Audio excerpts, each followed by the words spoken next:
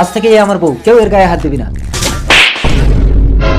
এটা কি করলে? দেখতে পাচ্ছ না শুটিং হচ্ছে, লাইভ ভিডিও চলছে।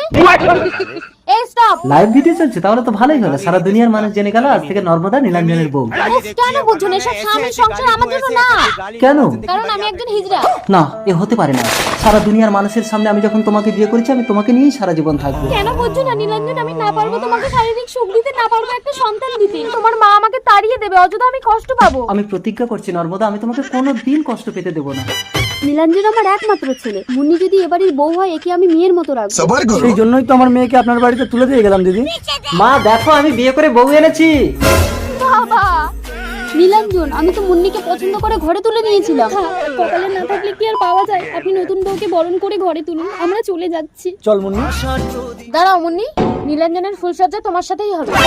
কি বলছো নর্মদা? হ্যাঁ নীলাঞ্জন, কারণ আমি তো তোমার বংশ রক্ষা করতে পারবো না। মানে মানে হ্যাঁ মা, আমি একজন হিজড়া। কিন্তু আমি তো আমার মেয়েকে সতীনের ঘরে করাবো না। সব সতীনরা শত্রু হয় না আঙ্কেল।